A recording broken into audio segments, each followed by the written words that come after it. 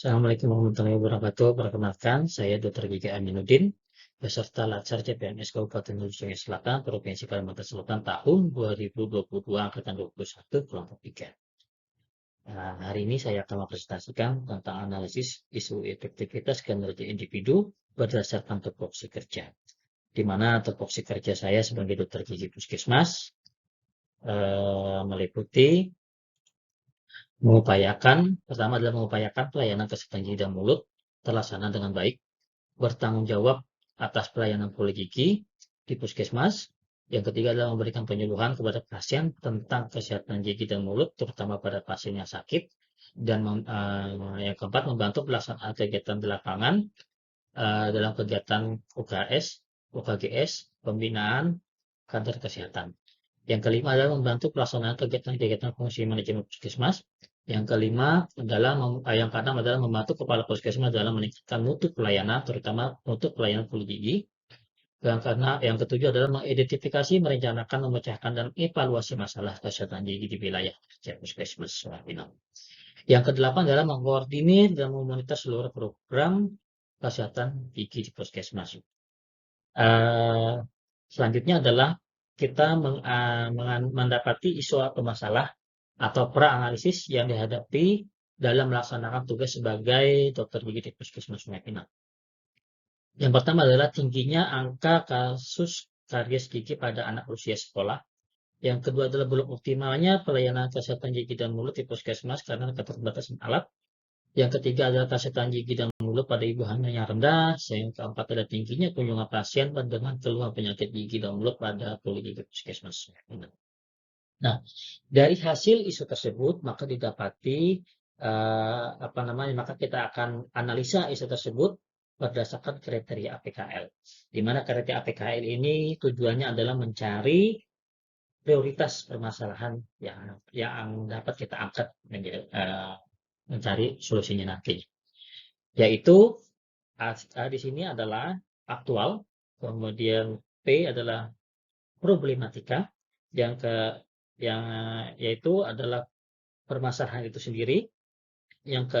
Selanjutnya adalah K di sini adalah khalayak yang banyak terjadi pada masyarakat atau khalayak umum. Yang kemudian yang L ini adalah kelayakan atau logisnya suatu masalah tersebut terjadi.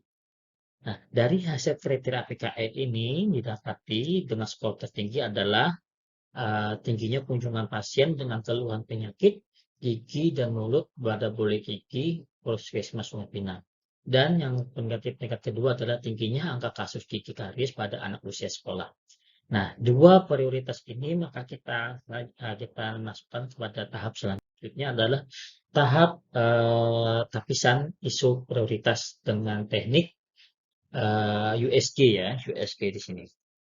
Nah, USG di sini adalah harapannya mencari prioritas utama dari hasil yang didapat dari metode PK tersebut. Ya, di mana metode ini terdiri dari urgensi.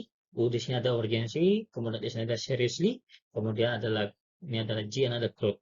Di mana urgensi adalah kedaruratannya, kemudian apakah masalah itu serius atau tidaknya, kemudian seberapa besar ancamannya pada masa tersebut ya. Nah, dari hasil ini maka kita memberikan penilaian dengan metode skala Likert, yaitu yang didapati pertama yang mencapai tingkat pertama adalah tingginya kunjungan pada pasien dengan keluhan penyakit gigi dan mulut pada poli gigi Puskesmas Sungai Pinang, di mana mendapatkan skor 15 ya. Nah, dari hasil tersebut maka selanjutnya kita akan menggunakan analisis sebab akibat menggunakan metode Fishbone. Nah, dengan metode Fishbone ini adalah hasil dari USG sebelumnya adalah tingginya kunjungan pasien dengan keluhan penyakit gigi dan mulut pada poli gigi Puskesmas Sungai Pinang. Nah, dari sini dapat dilihat dari metodenya, yaitu metodenya kurangnya penyuluhan gigi dan mulut yang diterima masyarakat selama ini. Kurangnya penyuluhan gigi dan mulut yang diterima oleh masyarakat sehingga masyarakat kurangnya kepengetahuan tentang cara menjaga kesehatan gigi dan mulut tersebut, ya.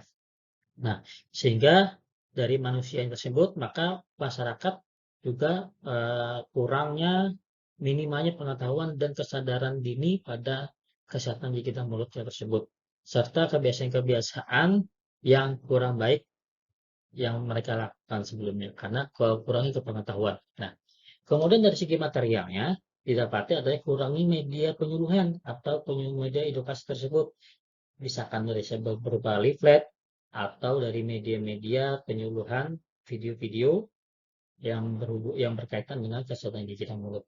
Nah, ini juga berdasarkan budaya adalah masih terdapatnya afirmasi negatif dari keluarga dan lingkungan masyarakat itu sendiri, yang mana apabila masih ada pemahaman yang negatif terhadap pengobatan atau kesehatan gigi dan mulut, di mana ada beberapa pasien misalkan yang mau berobat masih ditakut-takuti bahwasanya dengan berobat ke puskesmas, berobat gigi itu efeknya akan begini begitu, atau mendapatkan efek negatif sebelumnya.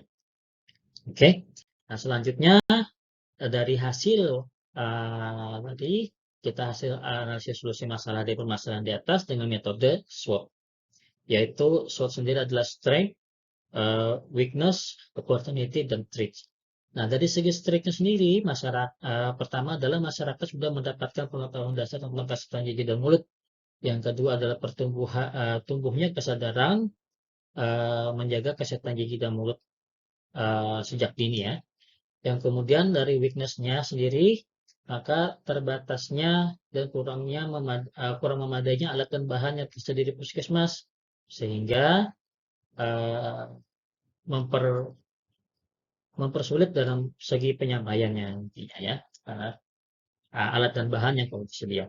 Sehingga kemudian masuk ke opportunities, di mana opportunities ini meliputi sosialisasi atau penyuluhan masyarakat dengan memberikan leaflet yang berisi seputar kesehatan gigi dan mulut, ya.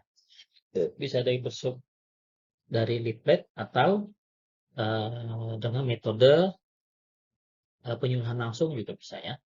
Kemudian treat di sini, ya, treat di sini banyaknya pasien yang datang dengan keluhan penyakit gigi dan mulut.